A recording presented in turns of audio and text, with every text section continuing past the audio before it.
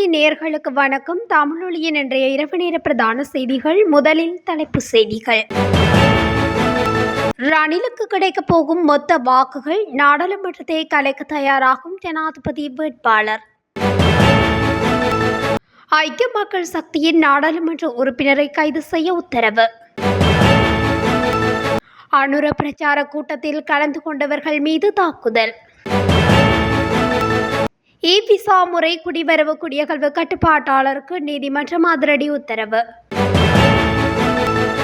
தமிழர் பகுதி மயானத்தில் நரபலியா, போலீசார் குழப்பம். வாகன இறக்குமதி தடை நீக்கம், அமைச்சர் வெளியிட்ட மகிழ்ச்சி தகவல். ஏறாவூர் பகுதியில் இடம்பெற்ற விபத்தில் ஒருவர் உயிரிழப்பு. தேர்தலை புறக்கணிக்குமாறு துண்டு பிரசுரங்கள் விநியோகித்த எம்பிக்கு போலீசார் இடையூறு. தொடர்பின விரிவான செய்திகள். தேர்தலில் ஜனாதிபதி ரணில் விக்ரமசிங்க 50% மேற்பட்ட வாக்குகளை பெற்று வெற்றி பெறுவது உறுதியாகிவிட்டதாக அமைச்சர் சுசில் பிரேமஜயந்த தெரிவித்துள்ளார். வடக்கு கிழக்கு மாகாணம் மற்றும் ஜனாதிபதியின் வெற்றியை உறுதிப்படுத்த தயாராகிவிட்டதாகவும் அமைச்சர் இதன்போது சுட்டிக்காட்டியுள்ளார். ஜனாதிபதி ரணில் விக்ரமசிங்கவை ஆதரித்து கெஸ்பேவ நகரில் நேற்று நடைபெற்ற இயலும் ஸ்ரீலங்கா மாபெரும் மக்கள் பேரணி கூட்டத்தில் பிரதமர் தினேஷ் குணவர்த்தன, அமைச்சர் பந்துல குணவர்த்தன உட்பட அரசியல் முக்கியஸ்தர்கள் பலரும் கலந்து கொண்டனர். இதன்போது கருத்து தெரிவித்த அமைச்சர் சுசில் பிரேமஜயந்த, தாம் ஆட்சிக்கு வந்தால் முதலாவதாக நாடாளுமன்றத்தை கலைக்கப் போவதாக அனுரகுமார திசாநாயக்க தெரிவித்து வருகின்றார். ஜனாதிபதி ரணில் விக்ரமசிங்கவின் வேலை திட்டம் அதுவல்ல. வரவு செலவு திட்டத்தை சமர்ப்பிக்க வேண்டும், சம்பள அதிகரிப்புகளை வழங்க வேண்டும், மக்களுக்கு நிவாரணங்களை வழங்க வேண்டும், இதுபோன்று பல்வேறு வேலை திட்டங்கள் உள்ளன என குறிப்பிட்டுள்ளார். ஐக்கிய மக்கள் சக்தியின் நாடாளுமன்ற உறுப்பினர் ஹேஷா விதானகேவை கைது செய்யுமாறு கொழும்பு கோட்டை நீதவான் நீதிமன்றம் பிடியாணை பிறப்பித்துள்ளது. நீதிமன்றத்தில் நிலுவையில் உள்ள வழக்கில் முன்னிலையாகாததால் இந்த உத்தரவு பிறப்பிக்கப்பட்டுள்ளது. கொள்ளுப்பட்டியில் கடந்த 2018ஆம் ஆண்டு நடைபெற்ற குறித்த ஆர்ப்பாட்டத்தின் போது சட்டத்தரணி மேஜர் அஜித் பிரசன்னாவை தாக்கிய குற்றச்சாட்டின் பேரில் கொள்ளுப்பட்டி போலீசாரால் தாக்கப்பட்ட வழக்கு நேற்று விசாரணைக்கு எடுத்துக்கொள்ளப்பட்டது. வழக்கின் சந்தேக நபர்களில் ஒருவரான முன்னாள் நாடாளுமன்ற உறுப்பினர் பாலித்த தேவரபெரும தற்போது மரணமடைந்துள்ளதாகவும் சந்தேக தரப்பினர் சார்பில் நேற்று விசாரணைக்கு வந்திருந்த சிரேஷ்ட சட்டத்தரணி அஜித் பாத்திரன நீதிமன்றில் தெரிவித்திருந்தார். இதற்கமைவாக தீர்வை பதிவு செய்வதற்காக நேற்றைய தினம் வழக்கு விசாரணைக்கு அழைக்கப்பட்ட போது சந்தேக நபரோ அவரது உத்தரவாததாரரோ நீதிமன்றில் முன்னிலையாகாமை தொடர்பில் அவதானம் செலுத்திய நீதிமன்றம் கேசா விதானகே தொடர்பில் குறித்த உத்தரவை பிறப்பித்துள்ளது. மொடராகலை பிரதேசத்தில் தேர்தல் பிரச்சார கூட்டத்தில் கலந்து கொண்ட குழுவினர் பயணித்த பஸ் ஒன்றின் மீது இனம் தெரியாத நபர்கள் சிலர் தாக்குதல் நடத்தியுள்ளதாக போலீசார் தெரிவித்துள்ளனர். இந்த சம்பவம் இன்று வெள்ளிக்கிழமை காலை இடம்பெற்றுள்ளது. தேசிய மக்கள் சக்தியின் ஜனாதிபதி வேட்பாளரான அனுரகுமார திசாநாயக்கவுக்கு சார்பாக மொனராகலை பிரதேசத்தில் நடைபெற்ற தேர்தல் பிரச்சார கூட்டத்தில் கலந்து கொண்ட குழுவினர் பயணித்த பஸ் மீதே இந்த தாக்குதல் இடம்பெற்றுள்ளது. தாக்குதலின் போது 4 பேர் காயமடைந்துள்ள நிலையில் புத்தள வைத்தியசாலையில் அனுமதிக்கப்பட்டுள்ளதாக போலீசார் தெரிவித்தனர். மேலும் சம்பவம் தொடர்பில் போலீசார் மேலதிக விசாரணைகளை மேற்கொண்டு வருகின்றனர். இலங்கை குடிவரவு மற்றும் குடியகல்வு திணைக்கள கட்டுப்பாட்டாளரை இன்று நீதிமன்றத்தில் முன்னிலையாகுமாறு உயர் நீதிமன்றம் உத்தரவிட்டுள்ளது. விசா முறை தொடர்பாக உயர் நீதிமன்றம் வழங்கிய இடைக்கால உத்தரவை நடைமுறைப்படுத்தாது தொடர்பாக சமர்ப்பிக்கப்பட்ட மனுவை பரிசீலித்த பின்னர் நீதிமன்றம் இந்த உத்தரவை பிறப்பித்துள்ளது. நாடாளுமன்ற உறுப்பினர்களான எம்.ஏ. சுமந்திரன், ரஃபூப் ஹக்கீம் மற்றும் பாட்டலி சம்பிக்க ரணபக்க ஆகியோர் சமர்ப்பித்த அடிப்படை உரிமை மீறல் மனுக்களை பரிசீலித்த உயர் நீதிமன்றம் விசா முறையை அமல்படுத்துவதை தடுக்கும் உத்தரவை அண்மையில் பிறப்பித்திருந்தமை குறிப்பிடத்தக்கது.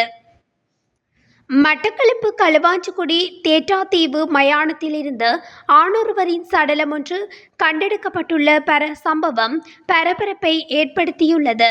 குறித்த சடலத்திற்கு அருகாமையில் சமய வழிபாடுகள் இடம்பெற்றதற்கான தடயங்கள் காணப்படுவதாகவும் போலீசார் தெரிவித்துள்ளனர். இந்நிலையில் அங்கு நரபலி பூஜைகள் எதுவும் நடத்தப்பட்டதா என்பது தொடர்பான விசாரணைகள் முன்னெடுக்கப்பட்டுள்ளதாகவும் போலீசார் தெரிவித்துள்ளனர்.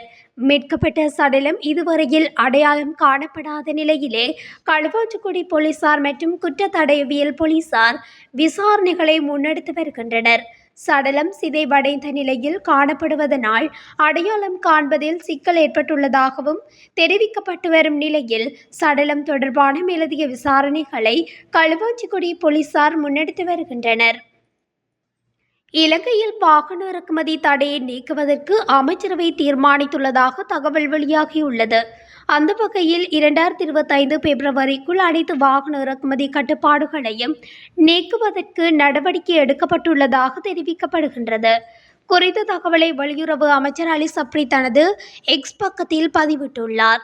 குறித்த பதிவில் அவர் மேலும் தெரிவிக்கையில், அந்நிய செலாவணி கையிருப்பில் குறிப்பிடத்தக்க முன்னேற்றம் மற்றும் ரூபாவின் வலிமை ஆகியவற்றுடன் பிப்ரவரி 2025க்குள் அனைத்து வாகன இறக்குமதி தடை அல்லது கட்டுப்பாடுகளையும் நீக்க அமைச்சரவை முடிவெடுத்துள்ளதாகவும் அமைச்சர் இதன்போது தெரிவித்துள்ளார். பொருளாதாரத்தில் இயல்பு நிலையை மீட்டெடுக்கவும் மக்களின் தேவைகளை பூர்த்தி செய்யவும் மேற்கொள்ளும் முயற்சிகளின் ஒரு பகுதியாக இந்த முடிவு எடுக்கப்பட்டுள்ளதாகவும் வெளியுறவு அமைச்சர் தனது பதிவில் குறிப்பிட்டுள்ளார். மட்டக்களப்பு ஏறாவூர் புண்டக்குடா வீதியில் மோட்டார் சைக்கிள் ஒன்று சிறிய ரக உளவு இயந்திரத்துடன் மோதியதில் ஏற்பட்ட விபத்தில் ஒருவர் உயிரிழந்துள்ளார். குறித்த விபத்தானது நேற்று மாலை இடம்பெற்றுள்ளது. சம்பவத்தின் போது ஏறாவூர் தளவாய் பிரதேசத்தைச் சேர்ந்த 28 வயதை உடைய அஜித்குமார் என்பவரே உயிரிழந்துள்ளதாக ஏறாவூர் போலீசார் தெரிவித்துள்ளனர். வீதியில் மோட்டார் சைக்கிள் வேகமாக வந்த நபர் சிறிய ரக உளவு இயந்திரத்தில் மோதியதன் காரணமாகவே இந்த விபத்து ஏற்பட்டுள்ளது. இந்த நிலையில் உயிரிழந்தவரின் சடலம் தற்போது ஏறாவூர் ஆதார வைத்தியசாலையில் வைக்கப்பட்டுள்ளதுடன் மேலதிக விசாரணைகளை ஏறாவூர் போலீசார் முன்னெடுத்து வருகின்றனர்.